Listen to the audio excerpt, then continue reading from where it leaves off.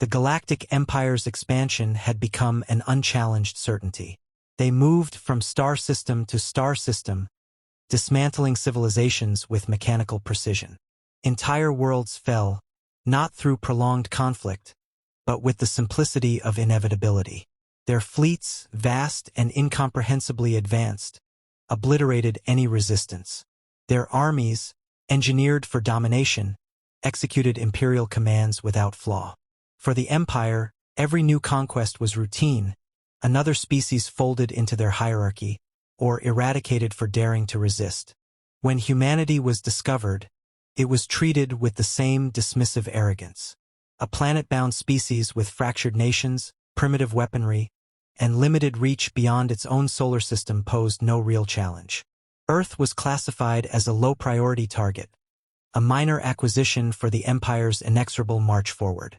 There was no need for overwhelming force.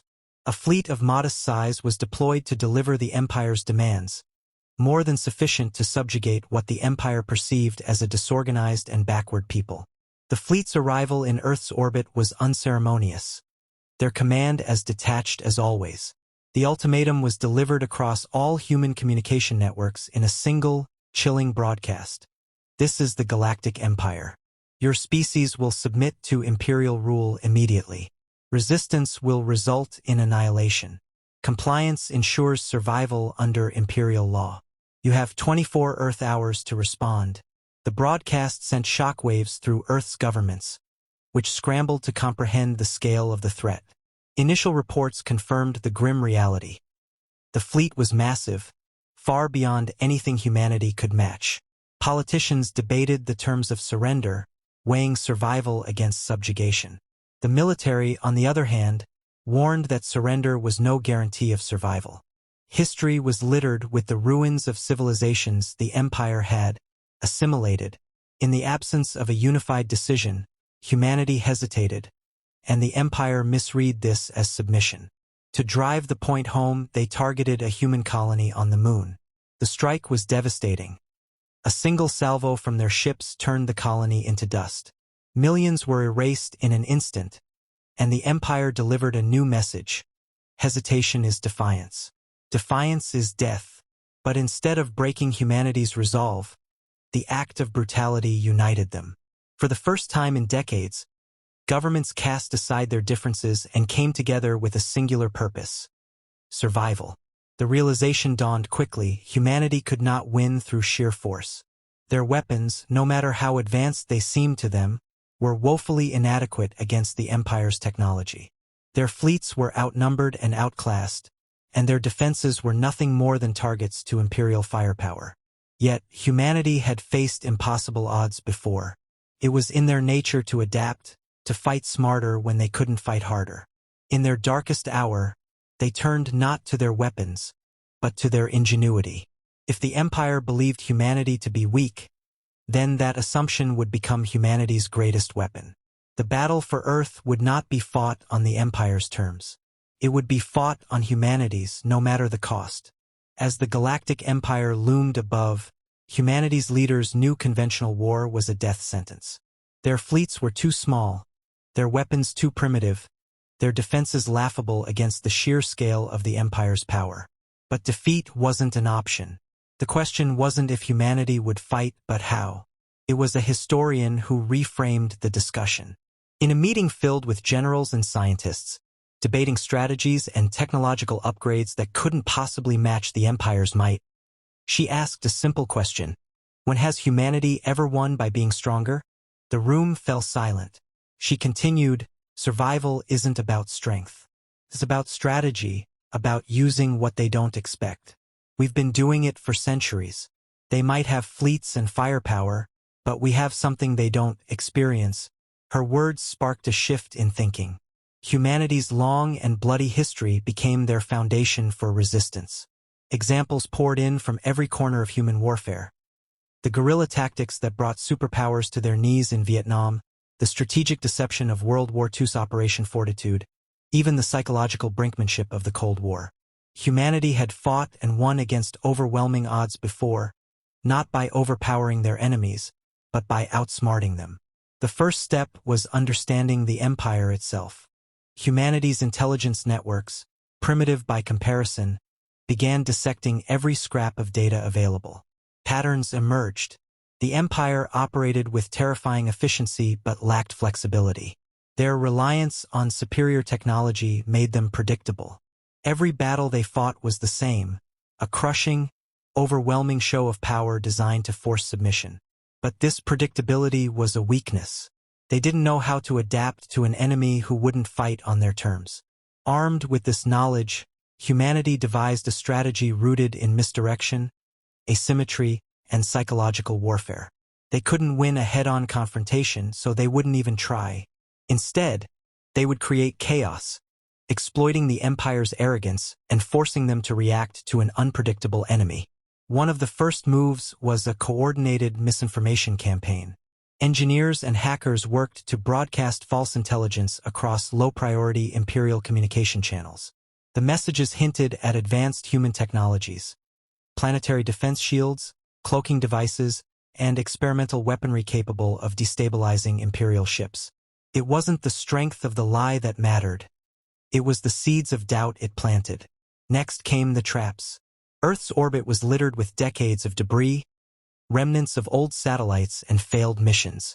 Humanity weaponized this field, disguising mines and explosives within the clutter. When an Imperial reconnaissance squad ventured close, they triggered the trap, losing 2 ships in the process. The survivors reported a chaotic and deadly battlefield, one where every move could result in disaster. These victories weren't massive, but they were intentional. They weren't about damaging the Empire's strength. They were about breaking their confidence. Humanity didn't need to match the Empire's firepower to make them afraid. For the first time in its history, the Galactic Empire was forced to acknowledge an enemy that didn't fight to win battles but to control the narrative of war. The Empire's frustration was palpable. They had anticipated an easy conquest, a brief display of dominance to subjugate yet another primitive species. Instead, they found themselves entangled in a conflict unlike any they had encountered before. Humanity didn't meet them in open battle. There were no grand fleets, no desperate attempts to match the Empire's firepower. Instead, there were traps, misdirection, and relentless psychological attacks. Every movement the Empire made was met with resistance they couldn't predict. Supply lines were disrupted by seemingly unarmed cargo ships rigged to explode. Decoy transmissions led fleets on wild chases through uninhabited star systems, wasting resources and time. The Empire's soldiers began to report sightings of advanced human technology, cloaked ships, energy-based weapons, and defensive systems that didn't exist. The reality didn't matter. What mattered was the growing uncertainty in their ranks. On the ground, humanity's resistance was just as unconventional. Rather than attempt to defend their cities or military installations, they abandoned them, turning them into traps. Imperial forces would march into what appeared to be deserted areas only to be met with sabotage.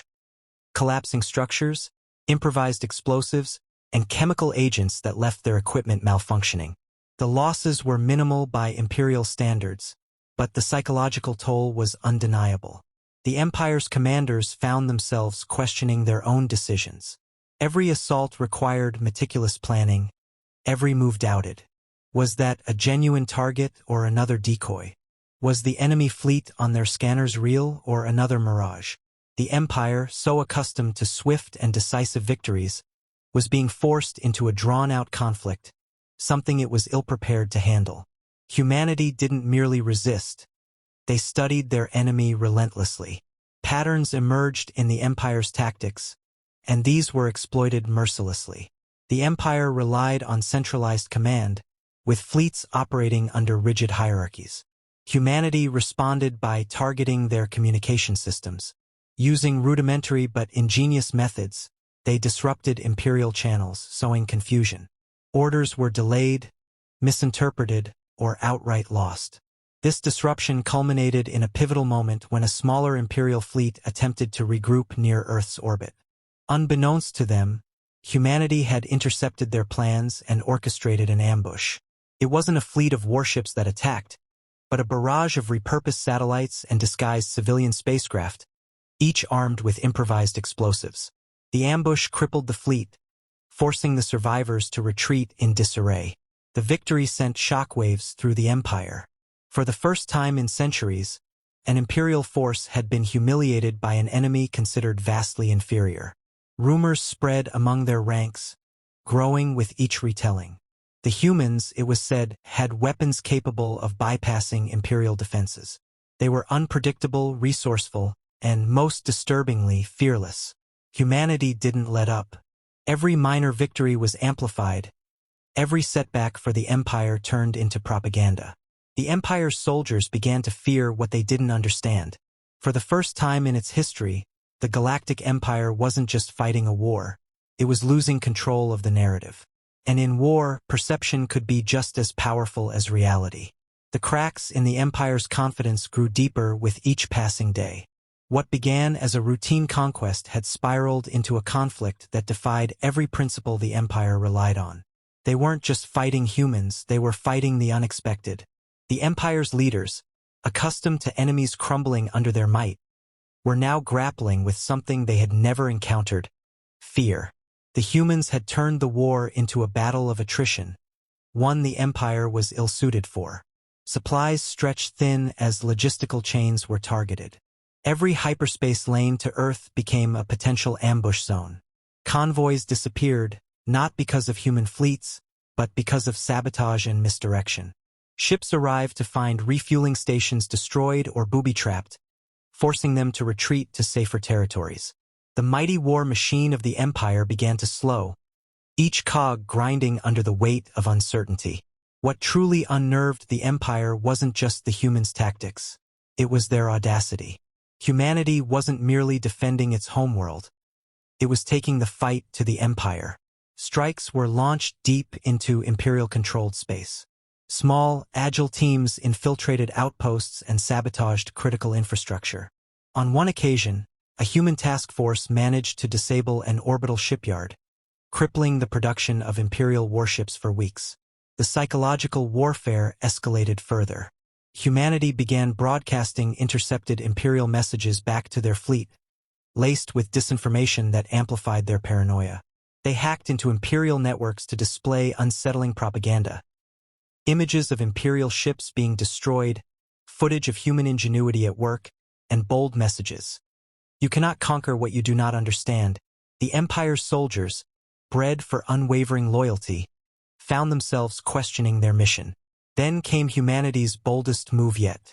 Using their limited resources, they launched what appeared to be a full-scale assault on an imperial command ship stationed near Earth. The fleet accompanying the flagship scrambled to defend it, but the attack was a ruse. While the empire was distracted, a small human strike team infiltrated the ship's lower decks using salvaged imperial technology. They didn't aim to destroy the ship. Doing so would have been impossible.